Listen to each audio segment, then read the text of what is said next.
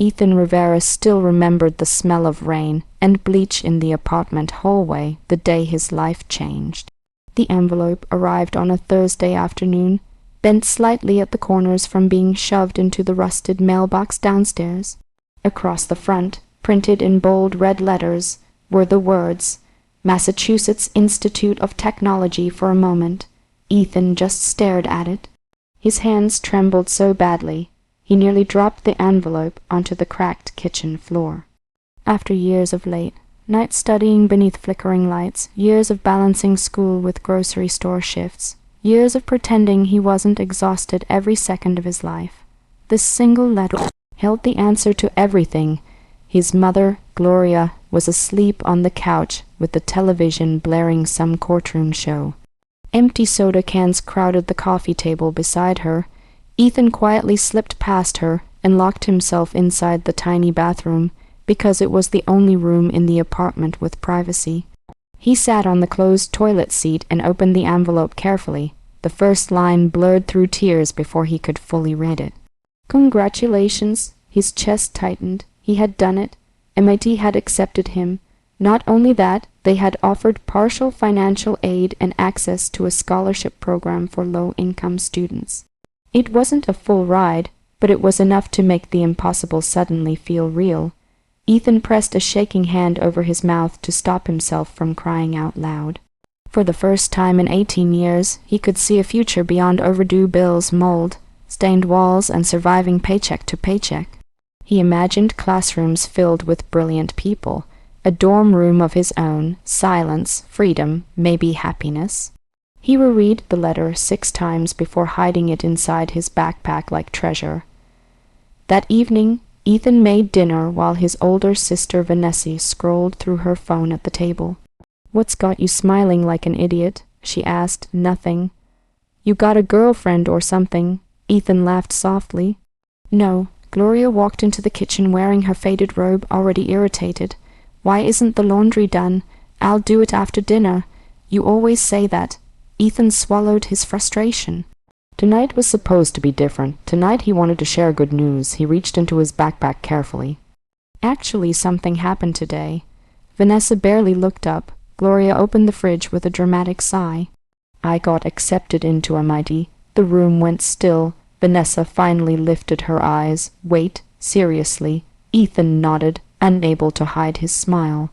"I leave in August if I accept the offer." For one brief second, he thought his mother might actually be proud. Instead, Gloria's expression darkened. "You applied there?" "Yes, without telling me. I wanted to surprise you." Gloria slammed the refrigerator door shut. "Surprise me?" she snapped. "You think abandoning your family is a surprise?" Ethan blinked. "What? You heard me." Vanessa shifted awkwardly in her seat. "Mom, no." Gloria pointed at Ethan. "Who's going to pay bills around here when you leave? Your sister, me?" "I'll still help however I can," Ethan said quickly. "MIT can lead to amazing jobs. I can support all of us later." Gloria laughed bitterly. "We need help now." Ethan felt the joy draining from his chest. "I worked hard for this, and I worked hard raising you. You didn't even know I applied, because you hide things, because every time I dream about something, you make me feel guilty for it." Silence exploded through the kitchen. Gloria's face hardened in a way Ethan recognized immediately. The look she got before saying something cruel. "You think you're better than us now?" "No." "Yes, you do. Fancy school, fancy future." She crossed her arms. "Family comes first." Ethan stared at her helplessly. "Why can't I have both?" "Because life doesn't work that way." He slowly handed her the acceptance letter. "Just read it." Gloria snatched the paper from his hand. For a moment her eyes scanned the page silently. Then, suddenly, Ethan froze. The sound sliced through the room like a knife. His mother tore the letter directly down the center. Vanessa gasped, "Mom," but Gloria kept going. Tiny white pieces drifted onto the kitchen floor like snow. Ethan couldn't move, couldn't breathe. His acceptance letter, his future, lay destroyed at his mother's feet. "You are not leaving this family," Gloria said coldly. Something inside Ethan cracked open, not loudly, not dramatically, just quietly, permanently. He dropped to his knees and gathered the torn paper pieces with trembling hands. His eyes burned with humiliation so deep it made him nauseous. Vanessa whispered, "Ethan," but he stood without answering. Without yelling, without crying, he walked into his bedroom, shut the door softly, and sat in darkness for hours staring at the ruined letter spread across his blanket. The scholarship deadline was in 5 days, and he already knew he would never make it. Around midnight, Ethan packed an old duffel bag with clothes, a cracked laptop, and the shredded empty letter. Before leaving, he paused beside the living room. His mother was asleep again, television glowing across her face. As if she hadn't destroyed her son's future only hours earlier. Ethan looked at her one last time. Then he quietly walked out of the apartment and into the cold rain alone.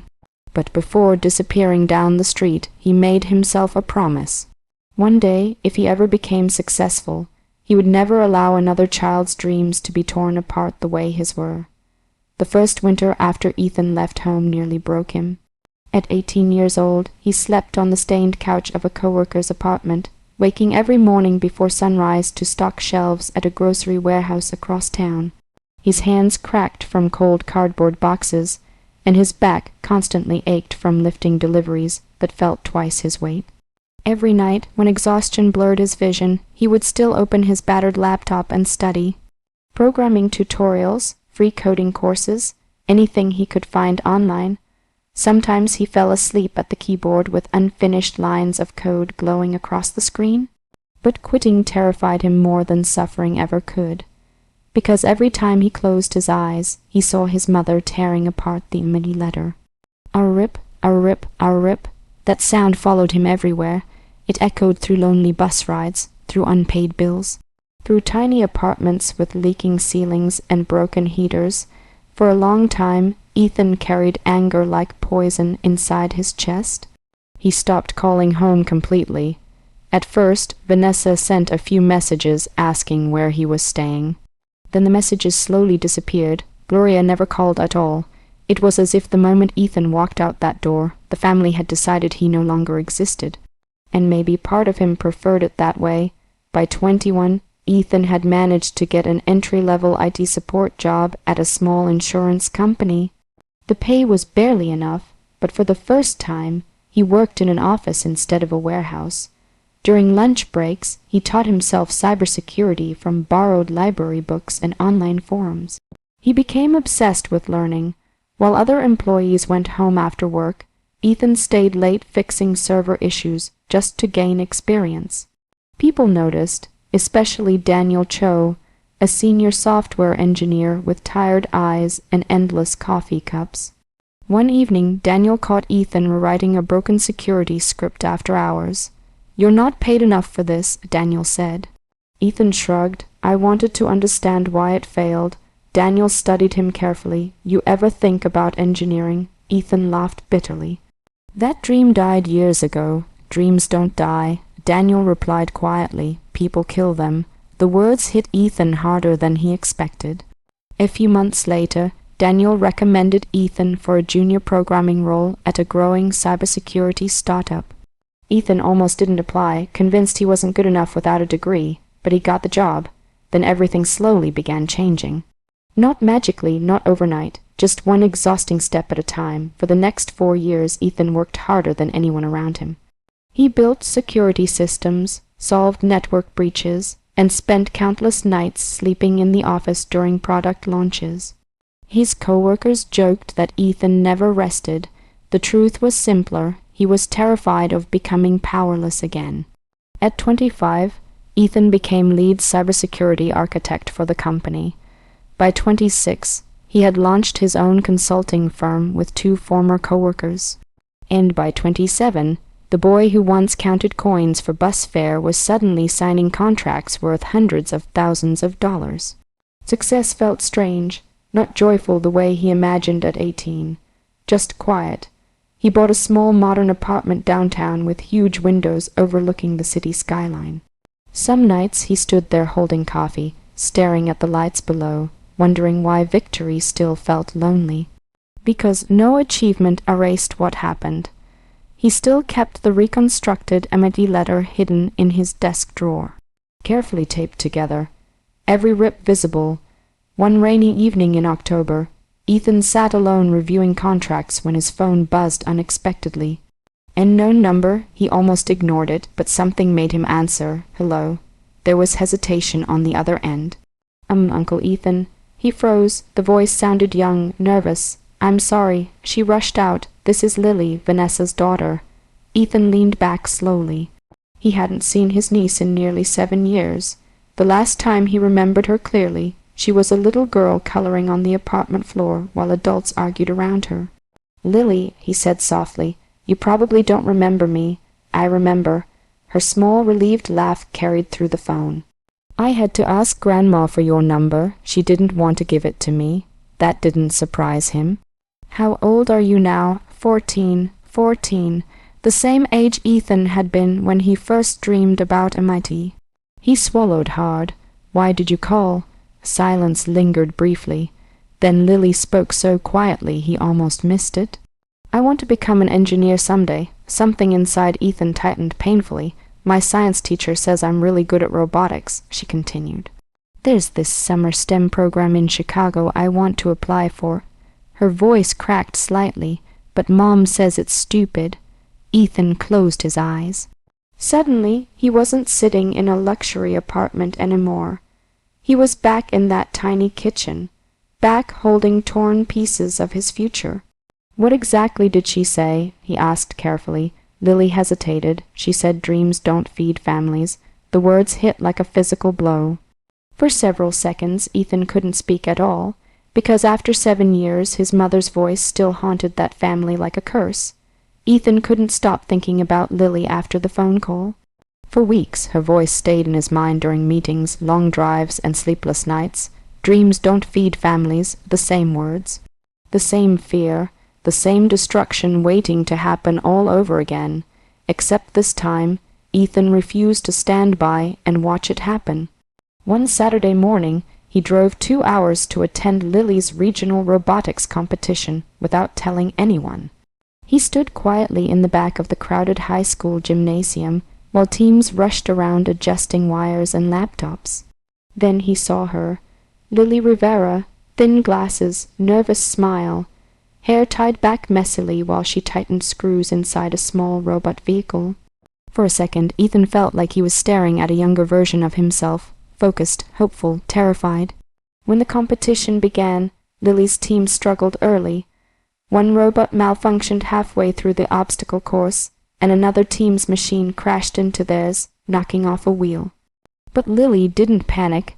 She calmly rebuilt the damaged section with trembling hands and reprogrammed the navigation system in under 5 minutes. By the end of the competition, her team finished second place. Ethan found himself clapping harder than anyone else in the room. Later, as students packed equipment away, Lily turned and froze when she saw him standing near the exit. "Uncle Ethan," he smiled awkwardly. "Hey, kid." Before he could say anything else, she ran forward and hugged him tightly. The suddenness of it nearly shattered him. Nobody in his family had hugged him in years. "You actually came," she whispered. "Of course I came." Lily pulled away, embarrassed. "Sorry. Don't apologize for being happy." Her eyes watered slightly at that. Ethan took her out for burgers afterward, and for the first time in years, talking to family didn't feel exhausting. Lily spoke endlessly about engineering, robotics, and universities she dreamed about attending someday. She showed him designs she sketched in notebooks and talked excitedly about a prestigious summer STEM program in Chicago she wanted to join. Then her smile faded. "But it costs too much." "How much?" $3,000. Ethan almost laughed from relief. $3,000. At 18, that amount would have seemed impossible to him, too. Now it was less than what he spent furnishing his apartment guest room. "Did you get accepted already?" he asked. Lily nodded slowly. "Yesterday." "That's amazing. My mom doesn't think so." Ethan's jaw tightened. That evening, he dropped Lily home and walked her to the apartment building door. The same building. The same cracked steps, the same flickering hallway lights. Time suddenly felt cruel. Vanessa opened the apartment door and immediately froze. Oh my God, she looked older than Ethan remembered. Exhaustion lined her face. Bills and stress had replaced the careless confidence she once carried. "Hi, Vanessa, what are you doing here? I took Lily to dinner." Vanessa crossed her arms defensively. "You should have called first." Before Ethan could answer, Gloria appeared from the kitchen. For a moment, nobody spoke. His mother looked smaller now, older too. Gray streaks ran through her dark hair, and deep wrinkles framed her mouth. But Ethan still remembered exactly how her hands looked tearing apart that letter. Gloria stared at him cautiously. "You came back, just visiting." The tension in the apartment felt suffocating.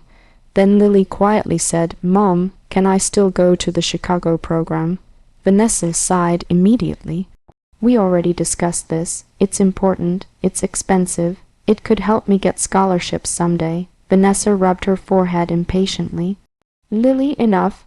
Gloria shook her head from the kitchen doorway. "Dreams don't pay electric bills." Ethan felt something cold settle inside him. 7 years later, same words, same poison. Lily looked down at the floor, embarrassed and defeated. And suddenly Ethan realized something. This wasn't about money anymore. It never had been. It was fear. Fear of ambition, fear of change, fear that someone else escaping meant being left behind. Ethan reached calmly into his coat pocket. "I actually came for another reason." Vanessa frowned. "What reason?" He pulled out a folder and placed it gently on the table. Inside were legal documents, bank forms, scholarship agreements. Vanessa blinked in confusion. "What is this?" Ethan looked directly at Lily. "It's your education fund." The room went silent. "I created a trust account this morning." Ethan continued calmly. "It covers your STEM program, future college tuition, housing, books, everything." Lily's eyes widened instantly. "What? You said you wanted to become an engineer." Tears filled her eyes so fast she couldn't speak. Vanessa stared at the paperwork in disbelief. "Ethan, this is tens of thousands of dollars, more than that." Gloria finally stepped closer. "Why would you do this?" Ethan looked at her quietly for a long moment. Then he reached into his bag one final time. Carefully, he placed a framed document onto the table, the reconstructed Emily acceptance letter, still torn, still taped back together, every scar visible. Gloria's face drained of color. "I spent years hating you for this," Ethan said softly. Nobody moved, nobody breathed, but helping Lily made me realize something. His voice trembled slightly. "I can either pass this pain down, or end it here." Lily stared at him with tears streaming down her cheeks. Ethan looked back at his mother. "You tore my future apart," he whispered, "but I refuse to become someone who tears apart hers." For the first time in his life, Gloria Rivera had absolutely nothing to say. The silence after Ethan's words felt heavier than any argument. Nobody at the dinner table moved. The old apartment seemed frozen in time. The humming refrigerator, the flickering kitchen light, the distant sound of traffic outside the cracked window. Gloria stared at the reconstructed Amity letter, as though it were a ghost. Her hands trembled slightly. Vanessa looked overwhelmed, shifting her eyes between Ethan, the trust fund papers, and Lily quietly crying beside the table. Finally, Gloria pulled out a chair and sat down slowly. For the first time in Ethan's life, his mother looked small. Not angry, not controlling, just tired. "I didn't know you kept it," she whispered. Ethan gave a faint, humorless smile. "I almost threw it away 100 times." Gloria reached toward the frame carefully, but stopped before touching it. "I was angry," she said quietly. "You were cruel." The honesty of his answer hung painfully in the room. Gloria nodded once, as if accepting a sentence she deserved. "I know." Vanessa wiped her eyes. "Mom, why did you do it?" Gloria leaned back heavily in the chair. For several seconds, she simply stared at the table. Then the truth finally came out. "Because I was scared." Ethan frowned slightly. "When your father left," Gloria said, "everything fell apart. Bills, rent, food." Her voice cracked. "I kept waiting for everyone else to leave too." Vanessa lowered her head. Gloria looked at Ethan with wet eyes. "You were smart, too smart for this place. I knew once you left you'd realize you never needed us again." Ethan felt anger rise in his chest again, but this time it mixed with sadness. "So you destroyed my future first.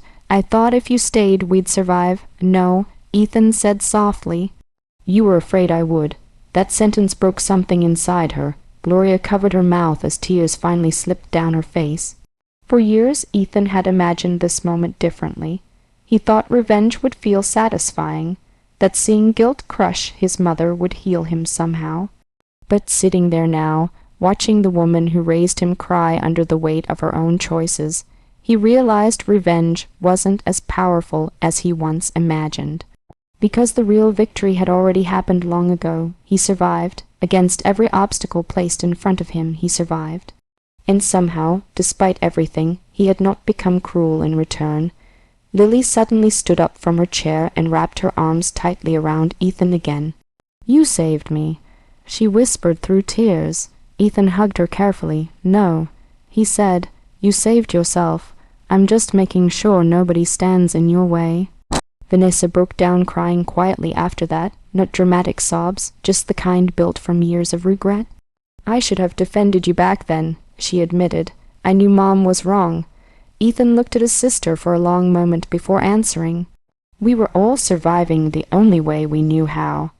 That didn't erase the pain, but it softened something sharp inside the room." A month later, Ethan attended Lily's departure for the Chicago STEM program. The train station buzzed with noise and movement as students hugged families goodbye. Lily looked nervous in her oversized backpack and university hoodie. But unlike Ethan at 18, she wasn't leaving alone. Ethan helped carry her bags onto the train while Vanessa fussed emotionally nearby.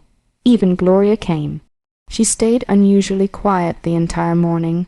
Just before boarding, Lily turned toward Ethan. "You know what my teacher said after I got accepted?" "What?" "She said someone must have believed in me very early." Ethan smiled softly. Well, she was right. Lily suddenly hugged him again. "You didn't just pay for my education," she whispered. "You gave me permission to dream." Ethan had to look away for a second before emotion overwhelmed him completely. After the train disappeared down the tracks, Gloria slowly approached him. "I know saying sorry isn't enough," she said carefully. Ethan stared ahead silently, then he surprised himself by answering honestly. "No," he admitted, "it's not." Gloria nodded painfully. "But," Ethan continued quietly, "I'm tired of carrying this anger forever." His mother looked at him hopefully for the first time in years. "Not forgiven, not fully, but maybe someday, and sometimes, someday is enough to begin again." 3 months later, Ethan received an invitation to speak at a cybersecurity innovation conference hosted near MIT. He almost declined immediately, but eventually curiosity won. The morning he stepped onto the MIT campus for the first time, cold wind swept across the massive stone buildings. Students hurried between classes carrying laptops and coffee cups. Ethan stood completely still. At 18, he thought losing this place had destroyed his life forever. But standing there now at 27, successful beyond anything his younger self imagined, he finally understood something important. Life had not given him the future he planned. It had given him a different purpose instead. Because if his mother had never torn apart that letter, maybe Lily's future would have been torn apart too. Ethan looked up at the campus skyline and smiled quietly to himself. He never became the broken boy kneeling on a kitchen floor holding shredded paper pieces anymore. He became the reason another child's dreams stayed whole.